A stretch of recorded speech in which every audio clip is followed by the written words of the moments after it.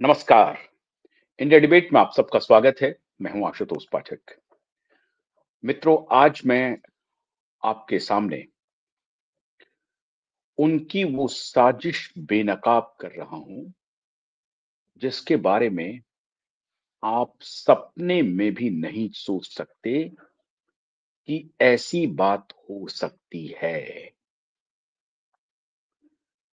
थोड़ा सा नेपथ्य में अगर आप जाएंगे तो ठीक दिल्ली चुनाव के पहले इस प्रकार की घटना घटी थी और बड़ी साजिश को अंजाम दिया जाने वाला था। लेकिन केंद्र सरकार ने इस साजिश को पकड़ लिया और अपराधी एक्सपोज हो गए। वही प्लानिंग हो रही थी उस वक्त, पानी में जहर मिलाने की। लेकिन गुजरात में एटीएस ने जिस बात की तरफ इशारा किया है वो छोटी घटना नहीं है। और आज आपको कुछ ऐसी चीजें मैं बताने जा रहा हूं जिसके बारे में आप कल्पना नहीं कर सकते। केजरीवाल की सरकार तो एक्सपोज हो ही गई थी कि कैसे उन्होंने पानी में कुछ मिलाने की योजना बनाई थी और केजरीवाल ने यह आरोप लगाया। सही बात यह थी कि कुछ इस तरह के कुकर्म किए जाने की पूरी आशंका थी और उस वक्त ठीक चुनाव के पहले दिल्ली में कोहराम मचाने की साजिश थी और यह साजिश केंद्र सरकार पर थोपने की साजिश थी। लेकिन सरकार समय रहते भांप गई, अलर्ट थी और उस साजिश को सरकार ने नाकाम कर दिया। लेकिन ये जो साजिश है, ये वही एक्सटेंशन है। और इसलिए मैं कह रहा हूं कि केजरीवाल जैसे लोगों को अगर आपने कभी भी समर्थन दिया तो इस तरह के साजिश के लिए तैयार रहिए। भारत को किस प्रकार से खंडित करने का प्रयास चल रहा है, लाखों करोड़ों लोगों की जान को एक साथ लेने की प्लानिंग हो रही है, ये आप कल्पना नहीं कर सकते। उसके पहले हमारे मित्र ने एक बहुत इंपॉर्टेंट स्टोरी हमें भेजी है जिसे मैं आपके सामने ब्रेक कर रहा हूं। आप लोगों ने शायद देखा भी होगा, लेकिन मैं साभार उनके ये आपके सामने रख रहा हूं। तो आपको नेपथ्य में, इसके पहले, ये कोई आज की बात नहीं है, बहुत पुरानी बात है, बहुत पहले से चलती आ रही है। वो मैं जरा आपको सुना रहा हूं। जॉर्जी मार्को बुल्गारिया के एक बेहद ही प्रसिद्ध लेखक, पत्रकार थे। बेसिकली वो जर्नलिस्ट थे और लेखक भी थे। वो बुल्गारिया के जॉर्जी मार्कोव, वो अपने उपन्यास, कहानियों, रेडियो कार्यक्रमों, इन सब के लिए बड़े मशहूर थे। और बुल्गारिया की कम्युनिस्ट तानाशाही के खिलाफ वो बिगुल फूंकते रहते थे। बहुत जबरदस्त, एक बहुत स्ट्रांग वॉइस थे बुल्गारिया की कम्युनिस्ट सत्ता के खिलाफ, जॉर्जी मार्कोव। लेकिन जब वो कम्युनिस्ट तानाशाही के खिलाफ बोलना शुरू किए तो उनकी जान के ऊपर खतरा आ गया। जाहिर है, कोई भी तानाशाह अपने खिलाफ कोई बात सुन नहीं सकता। तो उनको लगने लगा कि ये अगर इसी तरीके से हमारे खिलाफ बोलता रहा तो हमारी सत्ता जा सकती है, लोग हमारे खिलाफ भड़क सकते हैं। तो हालात ये हुआ कि जॉर्जी मार्कोव को ही देश छोड़ना पड़ा। वो बुल्गारिया से लंदन चले गए, इंग्लैंड शिफ्ट हो गए और लंदन में बीबीसी के लिए काम करना शुरू कर दिया, ब्रिटिश ब्रॉडकास्टिंग कॉरपोरेशन के लिए, बीबीसी के लिए। और वहां से भी बुल्गारिया की तानाशाह के खिलाफ उनका अभियान जारी रहा, कम्युनिस्ट तानाशाह के खिलाफ अभियान उनका जारी रहा। थोड़ा-सा धैर्य से हमारे इस कार्यक्रम को देखिए, सुनिए, मैं जिस तरफ आना चाह रहा हूँ, वो आपको पूरी तरह से उसकी जानकारी हो जाएगी, पटाक्षेप हो जाएगा कि हम किस कालखंड में जी रहे हैं और कैसे मोदी उसकी सत्ता और भारत के खिलाफ हम लोग सभी युद्ध में हैं, ये आज मैं आपको पुष्ट कर रहा हूं। सभी लोग हर वक्त आप युद्ध में जी रहे हैं, इसलिए हमको, आपको, सबको अलर्ट रहने की जरूरत है।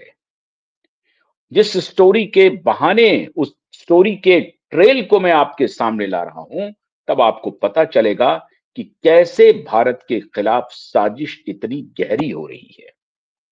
खैर, बुल्गारिया से जॉर्जी मार्कोव पहुंच गए इंग्लैंड। इंग्लैंड में बीबीसी के लिए उन्होंने काम करना शुरू किया और वहां से भी वो बुल्गारिया के कम्युनिस्ट तानाशाह के खिलाफ अपनी आवाज को वो बुलंद करते रहे, लगातार जारी रखा।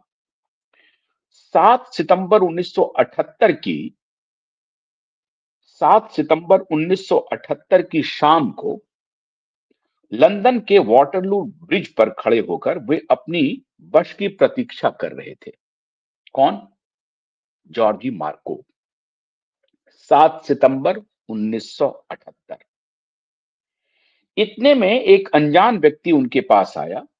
उस व्यक्ति के हाथ में एक छाता था। अब जॉर्जी मार्कोव बस स्टैंड पर खड़े होकर के अपने बस की प्रतीक्षा कर रहे हैं। एक अनजान व्यक्ति आते हैं।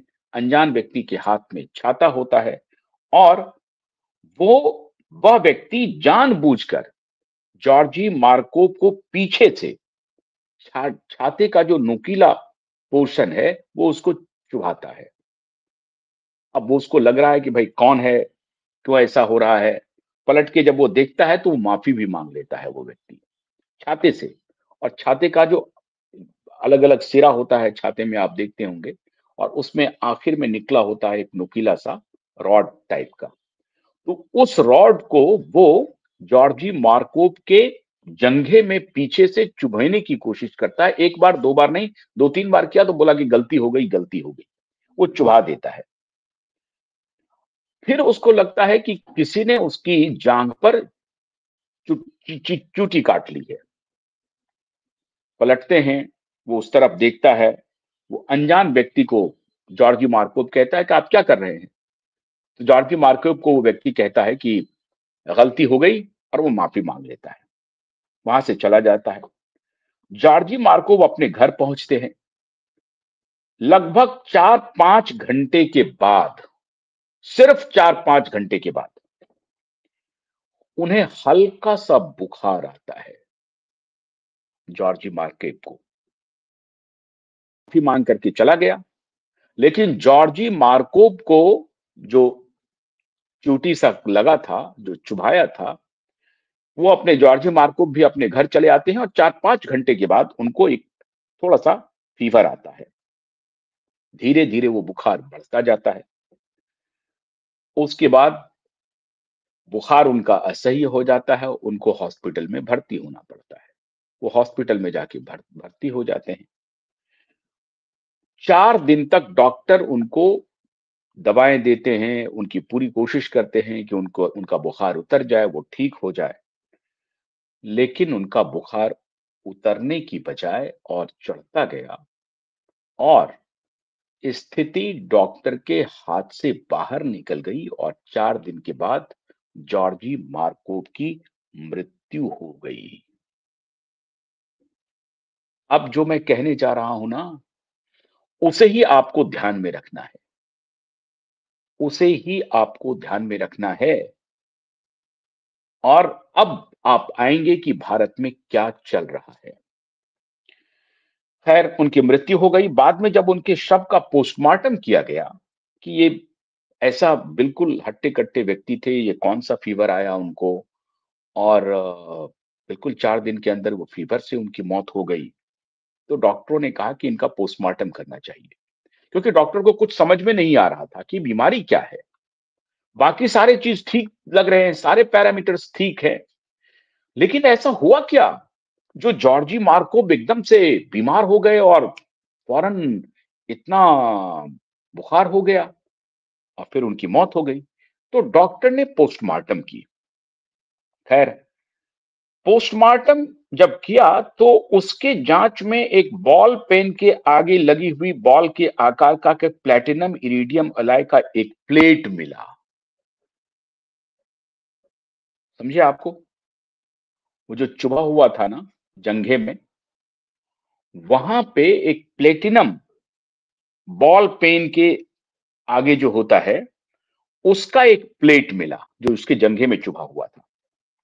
और बिल्कुल छोटा सा, ऐसा था कि आप आंख से देख नहीं सकते थे, इतना छोटा सा वो प्लेट था। और उसमें एक छिद्र भी था, उसमें एक छेद भी था, और जिसमें 0.2 मिलीग्राम, मतलब टाटा नमक के बराबर, एक या दो कण के बराबर, 0.2 मिलीग्राम के बराबर का छेद था, जिसमें कि एक टाटा नमक का एक दो नमक जो है वो जा सकता था। उनके खून में पाया गया कि इसमें से कोई जहर गया है, जो जहर उनके खून में घुला है। 0.2 मिलीग्राम का, 0.2 मिलीग्राम का वो छेद था उनके जंघे में, और उनसे ही कोई रसायन गया है जो चुभा हुआ था। और उनके बाद उनसे वो जहर है, और वही जहर उनके इसमें फैला है, जिससे उनकी मौत हुई है। वो जहर क्या था मित्रों? वो जहर था राइसिन। राइसिन जहर, जो कास्टर बीन्स अर्थात अरंडी के बीजों से प्राप्त होता है। कास्टर बीन्स अरंडी के बीज से प्राप्त किया जाता है। और यह जहर इतना खतरनाक होता है कि इसकी बहुत सूक्ष्म मात्रा भी जानलेवा है, मतलब साइनाइड से भी कई गुना खतरनाक है। साइनाइड क्या होता है कि वो इमीडिएट खत्म कर देता है, लेकिन ये पता भी नहीं चलता है, किसी टेस्ट में भी नहीं आता है, जांच में भी नहीं आता है। राइसिन, जान ले, यह जब यह शरीर में चला जाता है तो इसके बारे में पता लगाना लगभग नामुमकिन होता है। यह भोजन या पानी के साथ, या फिर सांसों के साथ, या फिर इंजेक्शन द्वारा, या फिर आंखों और नाक के द्वारा शरीर में पहुंच सकता है। खाने के द्वारा, पानी के द्वारा, सांस लेते समय आंख के द्वारा, इस सब के द्वारा शरीर में पहुंच सकता है। अब शरीर में पहुंचने के 36 से 72 घंटों के भीतर व्यक्ति की मृत्यु हो जाती है। इस जहर का अभी तक कोई भी एंटीडोट नहीं बना है। इस जहर का अभी तक कोई भी एंटीडोट नहीं बना है, और ना ही शरीर में इसकी मौजूदगी का पता लगाने का कोई प्रभावी तरीका ही बन पाया है। इसे खतरनाक जहर की श्रेणी में और जैविक हथियार की श्रेणी में रखा गया है। जैविक हथियार, आप समझ रहे हैं? अब जैविक हथियार, कोई छिड़काव कर दिया, ऐसा जहर हवा में घुल गया, आपने सांस लिया, उसके बाद फटाफट 2 3 4 दिन में आप बीमार पड़े और खत्म हो गए। अब मैं ये तो नहीं बोलूंगा कि पिछले महामारी में क्या हुआ था, वरना बात दूसरी तरफ जाएगी। मैं नहीं जाना चाहता उसमें।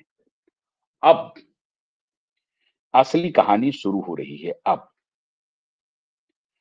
गुजरात पुलिस की एटीएस ने हैदराबाद के जिस डॉक्टर अहमद मोइद्दीन को और उसके दो गुर्गे को दबोचा है, बताया गया है कि डॉक्टर भारत में इस्लामिक स्टेट का हैंडलर है, और इसी राइसिन विष का उपयोग करके भारत में बहुत ही भीषण आतंकवादी हमला करने की प्लानिंग थी।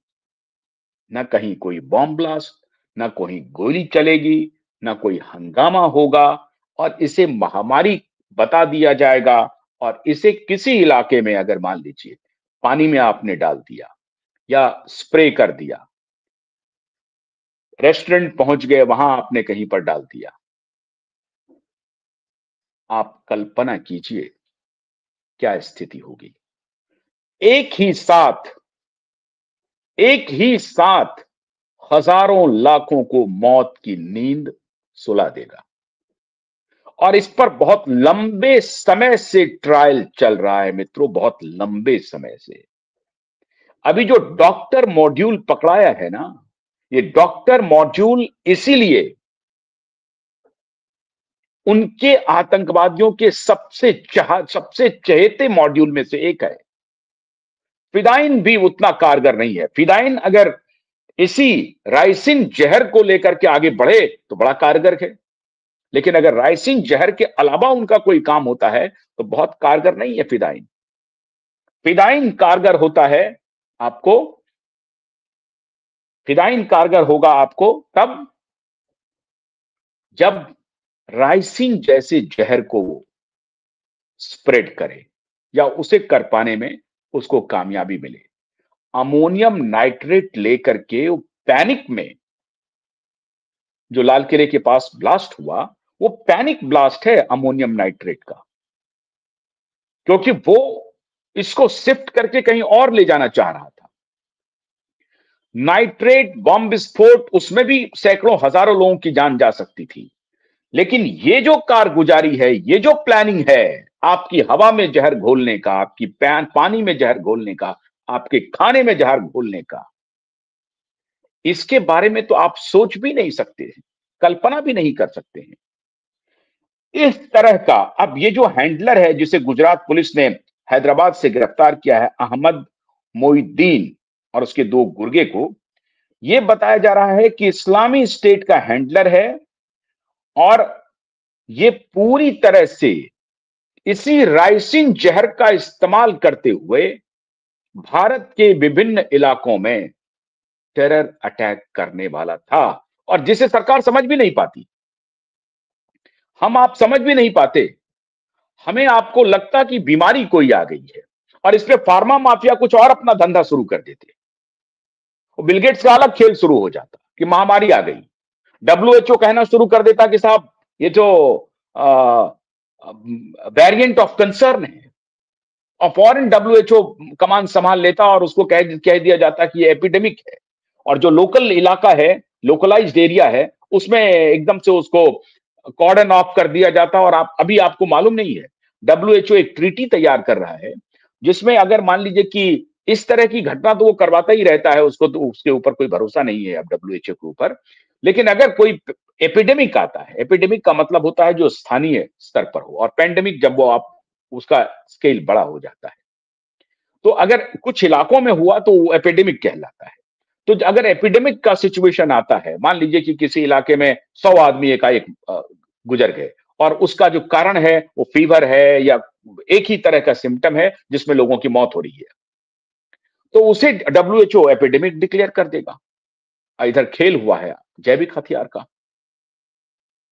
खेल हुआ है जैविक हथियार का। बड़े पैमाने पर महामारी के दौरान मित्रों, यूक्रेन में कहा जा रहा है कि जैविक हथियार के लैब थे। जब रसिया यूक्रेन वॉर शुरू हुआ था तो अमेरिका को शंका थी कि कहीं रसिया का अटैक उस ठिकाने पर ना हो जाए, और अगर वहां से कुछ बाहर निकलता है और वो हवा में फैलता है तो फिर उसको कंट्रोल करना मुश्किल हो जाएगा बड़े पैमाने पर। अब ये जो आतंकवादी घटनाएं हैं, अब एटीएस ने मोइद्दीन को जब गिरफ्तार किया तो वही कास्टर बीन्स का मैश बरामद किया गया। यह अधिक रॉ मटेरियल है कि इसके द्वारा हजारों लोगों की मृत्यु लायक राइसिन विष तैयार किया जा सकता है। ये कास्टर बीन्स जो एटीएस ने मोइद्दीन के जो हैंडलर है उससे जो बरामद किया है, उससे कह रहे हैं कि राइसिन विष इतना तैयार किया जा सकता है बड़ी मात्रा में। अब फिर उसका न जाने कितना उपयोग होगा, ये कास्टर बीन्स से ही वो राइसिन विष निकलता है। अरंडी का जिसको आप कहते हैं तेल या अरंडी का जो भी आप कह सकते हैं जो पदार्थ होता है, उससे ये राइसिन विष निकलता है। और अब एटीएस कह रहा है कि अहमदाबाद, दिल्ली और लखनऊ के ऐसे भीड़ भारी वाली जगहों का ये पहले ही दौरा कर चुका है और इस बात की संभावना जताई जा रही है कि अहमद राइसिन विष तैयार करने के उपरांत उसे खाने पीने की वस्तुओं मिलाकर बड़े पैमाने पर कत्लेआम करने की उनकी योजना थी। अब ये एक ऐसा विष है जिसके बारे में पता लगा पाना बहुत मुश्किल है, ये मैं पहले ही आपको बता चुका हूं। तो पूरे देश में ये अफरा तफरी का माहौल, ये मोइद्दीन और उसके हैंडलर जो सीधा सीधा इनका ये कहना है कि भारत को और कुछ भी नहीं, भारत को इस्लामिक स्टेट के रूप में कन्वर्ट करना है। इनके एजेंडे पे भारत एक इस्लामिक स्टेट के रूप में कन्वर्ट हो जाए, इसके अलावा और उनका कोई एजेंडा नहीं है मित्र, कोई एजेंडा नहीं।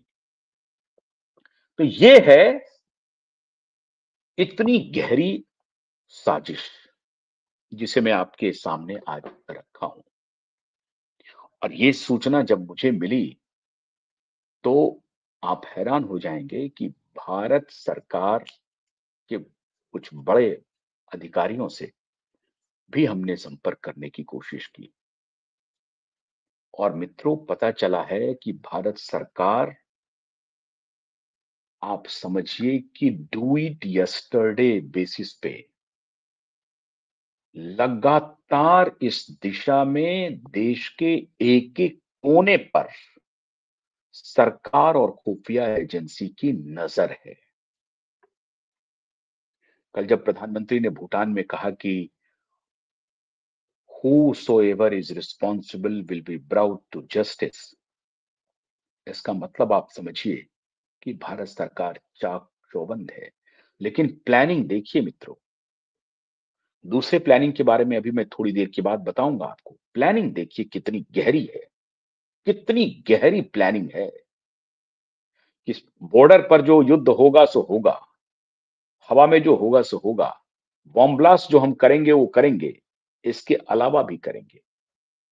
और उसमें मान के चलिए उसमें हिंदू मुसलमान सब मारे जाएंगे, उन्हें उससे कोई लेना देना नहीं है। उन्हें सिर्फ इस बात से लेना देना है कि भारत में राजनीतिक अस्थिरता को बढ़ाओ, भारत में जो स्टेबिलिटी है उसको खत्म करो और भारत में हिंदू मुसलमान जातीय सांप्रदायिक दंगे को बढ़ाओ, भड़काओ। क्योंकि अगर भारत इन सभी चीजों से बाहर आता है तो फिर भारत को रोकने वाला कोई नहीं है। तो किसी भी सूरत में भारत को रोको, by hook and crook, Bharat को तुम्हें रोकना है। ये प्लानिंग बहुत गहरी है मित्रों, लेकिन इस प्लानिंग को hats off to intelligence agency जिन्होंने, और गुजरात की एटीएस को बहुत बहुत बधाई, जिन्होंने वक्त रहते ही इतनी बड़ी साजिश को, इतनी बड़ी प्लानिंग को एक्सपोज कर दिया। और मैं सरकार की इसमें तारीफ करना चाहता हूं कि सरकार निश्चित रूप से चौकन्नी है, हमारी खुफिया एजेंसी चौकन्नी है। आपको, हमको, सबको सतर्क रहने की जरूरत है और हम उम्मीद करते हैं कि अपने आसपास आप हमेशा सतर्क रहें इन चीजों से। जहां कहीं भी जाएं, बाहर पानी पीने के लिए, वहां आप देख करके पिए। हवा में जहां आप सांस लेते हैं वहां भी थोड़ा चौकन्ने रहें आप। खाने पीने के लिए अगर किसी भी रेस्टोरेंट में बाहर जाते हैं, वहां तो निश्चित रूप से आप चाक चौबंद रहें, देख करके समझ करके ही खाना पीना बाहर में खाएं, ध्यान से। कोई भी व्यक्ति शिकार हो सकता है, इसलिए सबको अलर्ट रहने की जरूरत है और खासतौर से रेस्टोरेंट वालों को और जो होटल्स वाले हैं उन्हें भी चाक चौबंद रहना है, उन्हें भी ध्यान रखना है, अपनी सिक्योरिटी को बढ़ा करके रखनी है। कौन आ रहा है, कौन जा रहा है, कोई डूबियस कैरेक्टर तो नहीं है, इस सब पर उनको नजर रखनी पड़ेगी। तो पुलिस और इंटेलिजेंस एजेंसी का काम थोड़ा बढ़ गया है। हम उम्मीद करते हैं कि वो पूरी तन्मयता से अपने काम को पूरा करेंगे और हम और आप भी अलर्ट रहेंगे। बहुत बहुत शुक्रिया। नमस्कार।